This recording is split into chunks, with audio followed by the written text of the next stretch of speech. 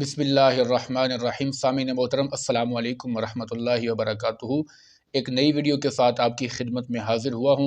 आज की वीडियो बहुत मुफीद साबित हो सकती है आपके लिए। अगर आप अपनी ज़िंदगी में परेशान हैं, मसाइब व आलाम का शिकार हैं, तकलीफ़ें हैं, घर में नाचाकियाँ हैं, नाइतफाक़ी है, या आप ज़िंदगी में किसी भी मुसीबत में मुब्तला हैं, या आपकी कोई दुआ पूरी नहीं हो रही, आप काफ़ी अरसा से किसी चीज़ को पाना चाहते हैं, हासिल करना चाहते हैं, लेकिन कर नहीं पा रहे, तो आइए कुरान और हदीस से आपके सामने कुछ ऐसी दुआएं, कुछ ऐसे औराद पेश करने जा रहा हूं, जिनको पढ़ के न सिर्फ आपकी परेशानियां ख़त्म हो सकती हैं, बल्कि आपकी ज़िंदगी में सुकून आ जाएगा, ज़िंदगी में बहारें आ जाएंगी, और आप जो चीज़ हासिल करना चाहते हैं, अगर वो आपके हक़ में बेहतर हुई तो अल्लाह तबारक व तआला ज़रूर आपको अता फ़रमाएगा। तो ये दुआएँ स्क्रीन के ऊपर नज़र भी आएंगी आपको, मैं पढ़ता जाऊंगा, आप इनको सुनें और याद भी कर लें। अगर जल्दी से याद नहीं कर सकते तो स्क्रीन पर जब वो दुआ आए तो उसका स्क्रीनशॉट ले लें, बाद में याद कर लें, या लिख कर उसको याद कर सकते हैं।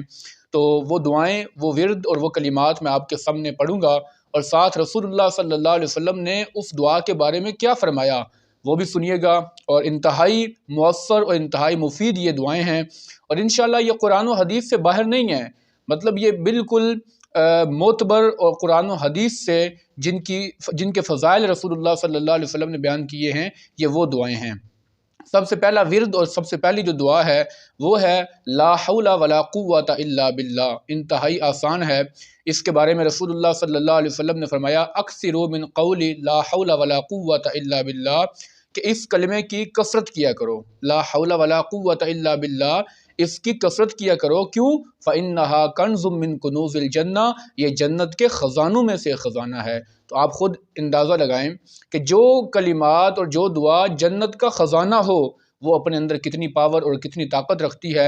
इसको अपनी ज़िंदगी का मामूल बना लें, इंशाअल्लाह ज़िंदगी में बहारें आएंगी।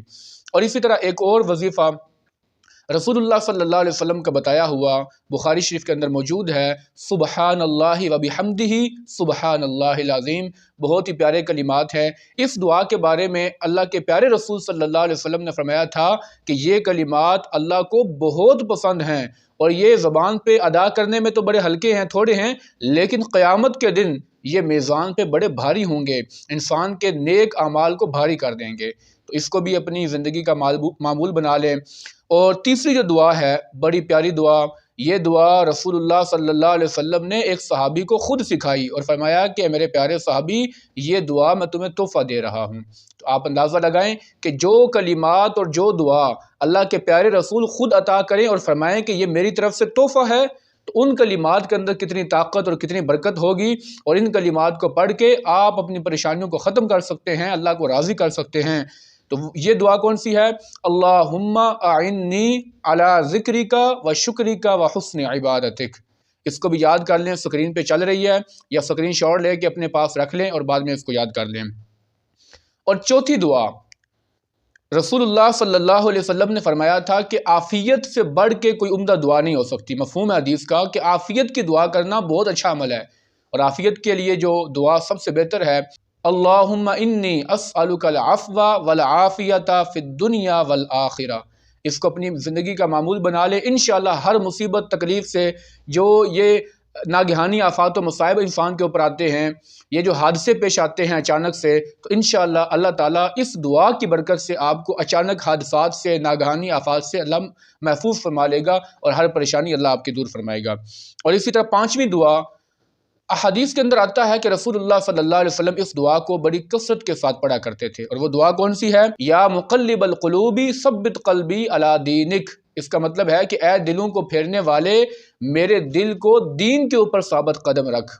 क्योंकि दिल के बारे में रसूल पाक सल्लल्लाहु अलैहि वसल्लम ने फरमाया था कि दिल ऐसे है कि जैसे सहरा के अंदर किसी चटियल मैदान के अंदर पर पड़ा होता है। इसलिए इस दिल के साबित कदमी के लिए लाजमी दुआ करनी चाहिए। और इसी तरह एक छठा वजीफ़ा भी, और छठी दुआ कौन सी है कि जिसके अंदर अल्लाह ताला ने बरक़ात ही बरक़ात रखी हैं। और ये जो दुआ है, ये जो आयत है, इसके अंदर अल्लाह ताला ने इतनी ताकत रखी है कि आपका कोई काम जो बिगड़ा हुआ है, कोई ऐसा काम जो काफ़ी अरसे से नहीं हो रहा, या आपके ऊपर कोई परेशानी आ गई है, कोई मुश्किल आ गई है, जितनी बड़ी मुश्किल क्यों ना हो, اس دعا کو پڑھنے سے وہ مشکل دور ہو جائے گی، اور وہ کیا ہے؟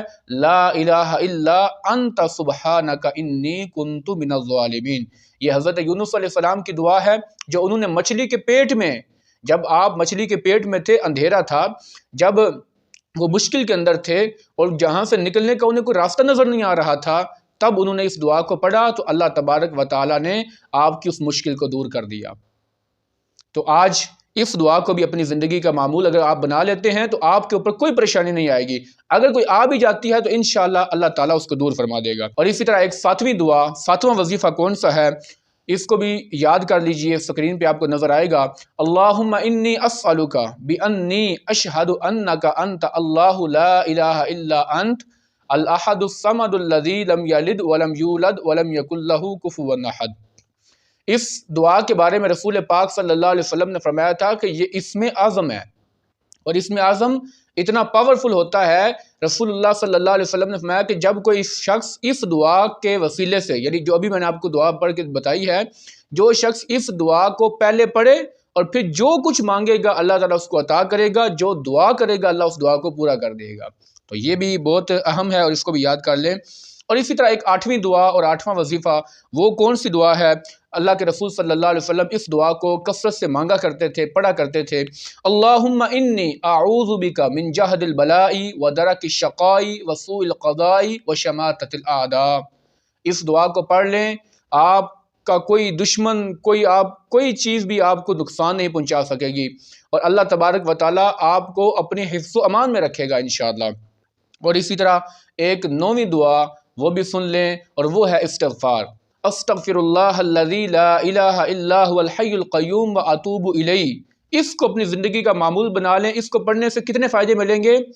ایک تو آپ کے سارے گناہ معاف ہو جائیں گے، یہ قرآن سے بتا رہا ہوں، قرآن میں لکھا ہوا ہے کہ جو بندہ استغفار کرے گا کثرت سے، سارے گناہ ختم ہو جائیں گے، ضرورت ہوئی تو اللہ تعالیٰ بارش عطا فرمائے گا، اولاد نہیں ہے تو اللہ اولاد عطا فرمائے گا، اور اگر اس کے پاس مال کی کمی ہے، مسائل کا وہ آدمی شکار ہے، تو اللہ تعالیٰ مال بھی عطا کرے گا، اور پھر جب قیامت کا دن ہوگا اللہ جنت بھی عطا کرے گا اور جنت کے باغات بھی عطا فرمائے گا۔